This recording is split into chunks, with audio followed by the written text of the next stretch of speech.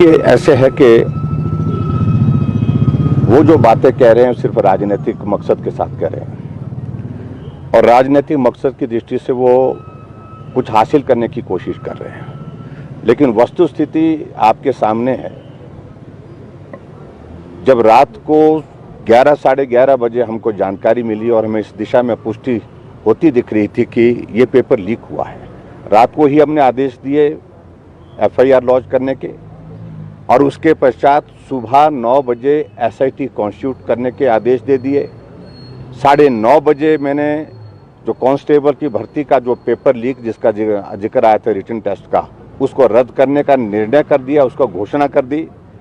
और उसके बाद SIT ने, मैं कह सकता हूं कि बहुत बेहतर ढंग से सारे उस इन्वेस्टिगेशन को प्रोसेस को आगे बढ़ाया है और बहुत सारे लोगों की उसमें अरेस्ट हुई है और संभवतः जो असली जो उसमें दोषी लोग हैं उन तक पहुंचने के करीब पहुंच गई है। उनमें से कुछ लोगों को पकड़ लिया है और हो सकता है कुछ और लोगों को पकड़ने की भी बात है। लेकिन जो अब उनकी कांग्रेस वालों की जो मांग, पहले CBI की मांग कर रहे थे, अब मांग ये कह रहे हैं कि DGP का रेजिग्नेशन होना चाहिए, मुख्यमंत्री का रेजिग्नेशन। ये सिर्फ राजनीतिक मकसद के साथ बातें कही जा रही हैं, जो बेस्ट पॉसिबल जो किया जा सकता था। और उस बात को लेकर के हम आगे बढ़े और जब मुझे ये भी लगा कि ऐसे में हमको उचित लगता है कि पुलिस विभाग इंटरव्यू कंडक्ट कर रही थी और इसकी निष्पक्ष जांच पर प्रश्न चिन्ह खड़े किए जा रहे हैं, क्योंकि पुलिस विभाग इंटरव्यू भी करवा रही थी और पुलिस विभाग जांच भी करवा रही थी।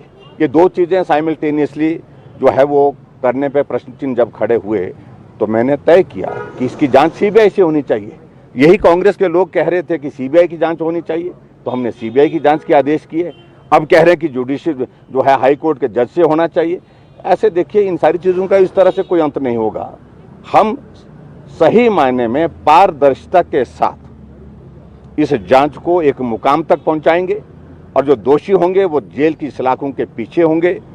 और जो पुलिस विभाग में अगर इस तरह का हमको मालूम पड़ेगा इन्वेस्टिगेशन के माध्यम से, तो उसमें उन लोगों के खिलाफ भी कार्रवाई करेंगे जो उसमें दोषी पाए जाएंगे। तो इसलिए मैं सिर्फ इतना ही कहना चाह रहा हूं कि पूरे 4.5 साल के कार्यकाल में कोई मुद्दा नहीं, अब इस भर्ती के मुद्दे को जिसको रद्द कर दिया गया है, जिसमें CBI की जांच के लिए आदेश कर दिए गए हैं, और उसके बावजूद भी इस प्रकार से बात कहना, तो मुझे लगता है कि वो कतई भी तर्कसंगत नहीं है। सिर्फ राजनीतिक दृष्टि से उसको लाभ लेने की कोशिश कर रहे हैं, जिसका कोई अर्थ नहीं है। आदेश आगे CBI हैंडओवर करने का विषय नहीं होता, उसमें हमने CBI के लिए जांच के आदेश दे दिए है। CBI इसको एग्जामिन करती है कि उनने इस केस को लेना है कि नहीं लेना है। उनने इस बात को तय करना है कि कब तक इस प्रोसेस को, जब तक CBI इसको अपने हाथ में नहीं लेती इस मामले को, तब तक मैंने तय किया है कि हमारी SIT की जो इन्वेस्टिगेशन की प्रोसेस जारी रहेगी। इन्वेस्टिगेशन में जो फर्दर हुई है, क्या उसमें ऐसी कोई जानकारी आई है कि कोई, देखिए ऐसा है, उस पर हम कुछ नहीं कहना चाह रहे हैं, कारण कि इन्वेस्टिगेशन की प्रोसेस जारी है।